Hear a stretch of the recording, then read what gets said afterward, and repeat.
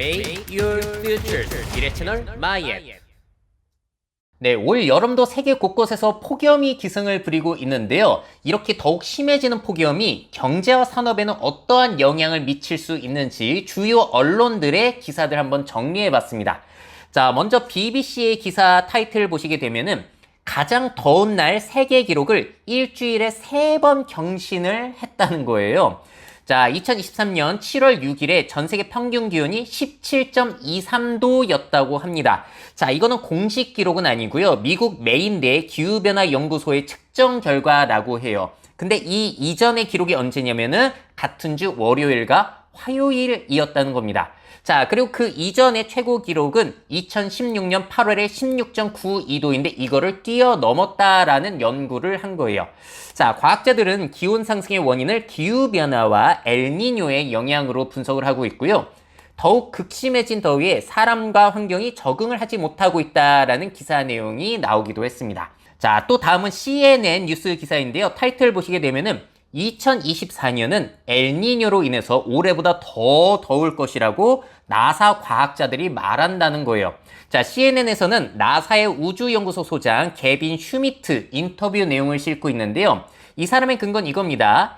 엘니뇨가 최근 몇 달 전에 시작되었기 때문에 지금 우리가 겪고 있는 거는 엘니뇨의 영향이 아니라 바다의 전반적인 온난화 영향이라고 이 사람은 주장을 하고 있는 거예요. 자, 엘니뇨는 올해 말에 절정에 달할 것이며 그 규모가 얼마나 클지가 다음의 통계에 큰 영향을 미칠 것이다. 그래서 엘니뇨의 영향으로 2024년의 무더위가 올해를 초과할 가능성이 높다라고 이 사람은 주장을 하고 있다는 겁니다. 자, 그리고 또 CNN 기사인데요. 이렇게 무더위가 심해지다 보니까 미국 기업들이 영향을 받고 있다라는 내용이에요. 자, 폭염으로 인해 생산성 손실로만 연간 1,000억 달러의 비용이 발생할 수 있을 것이라고 연구를 한 것도 있고요. 더위 때문에 사고가 느려지고 집중력이 떨어지는 등 실수를 유발할 수도 있고, 이를 방치할 경우에는 2100년까지 전 세계 경제 활동의 6분의 1이 사라질 수 있다라고 분석을 하기도 했습니다. 또 다른 곳에서는 더위 스트레스로 인한 만성적인 신체적 위험이 2100년까지 전 세계 GDP를 최대 17.6%까지 감소시킬 수 있을 것이라고 전망을 하기도 했어요. 자, 좀 더 구체적으로 살펴보자면은 유럽 폭염에 지금 건설 제조업이 비상이라고 합니다. 자, 건설업 같은 경우에는 폭염에 가장 먼저 노출이 되는 현장이잖아요. 특히 이탈리아 노동조합 연맹 같은 경우에는 폭염 기간 야간에만 건설 작업을 해야 된다라고 지금 주장을 하고 있어요. 너무 뜨겁다 보니까. 자, 건설 자재도 높은 기온에 손상될 가능성이 이야기가 나오고 있습니다. 강철이 높은 기온에 휘어진다든지 콘크리트가 너무 빨리 말라가지고 균열이 생긴다든지 이런 일들이 펼쳐질 수가 있다는 거죠. 또 라인 강물이 말라붙어서 선박 통행이 제한되거나 산업용수 활용에 어려움이 증가되고 있다. 제조 공장과 창고 인프라 등 유지 비용 상승이 그래서 전망되고 있다라는 내용을 다루기도 했습니다. 자, 지금의 시설은 높아진 기온에 맞게 설계되지 않았다 보니까 기온이 높아지게 되면 이게 또 영향이 있다는 것이죠. 자, 다음은 BBC 뉴스인데요. 극단적인 기온과 폭염은 우리가 일하는 방식을 어떻게 바꿀까라는 타이틀의 기사를 내놨어요. 자, 내용 살펴보게 되면은 야외 근로자들 위해 고용주는 냉방시설, 휴식시간을 제공해야 될 것이다. 실내 근로자의 경우에는 원격 근무, 하이브리드 근무, 주 4일제가 폭염 상황에 유용할 수 있을 것이다. 왜냐면은 이렇게 출퇴근하면서 너무 덥다 보니까 이게 또 영향이 있다는 거예요. 고령자, 임산부, 장애인 직원 등 폭염에 취약한 집단을 주기적으로 파악해야 되는 의무도 생길 것이고, 기업 차원에서 폭염과 관련된 건강 및 복지를 점점 더 늘려가야 될 것이다. 비용 증가로 이어질 것이라는 거죠. 또 항공사도 영향을 받더라고요. 이게 왜 그러냐면은 온도가 높아지게 되면은 공기 밀도가 낮아져가지고 비행기 엔진 성능이 떨어진다고 합니다.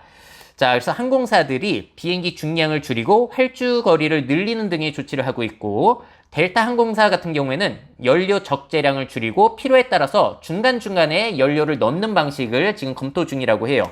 아메리칸 항공 같은 경우에는 공항과 비행기 사이를 잇는 탑승교의 공기를 식히는 작업을 하고 있고, 보조 동력장치 조기 유지 보수 등 추가 조치를 진행하고 있다고 합니다.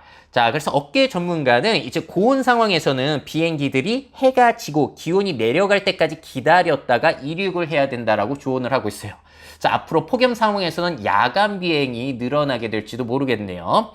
자, 여행 산업에도 영향을 미치고 있다라는 소식입니다. 자, 지금 남유럽 국가들이 폭염으로 씨름하고 있다 보니까 사람들이 새로운 관광지로 몰리고 있다는 거예요.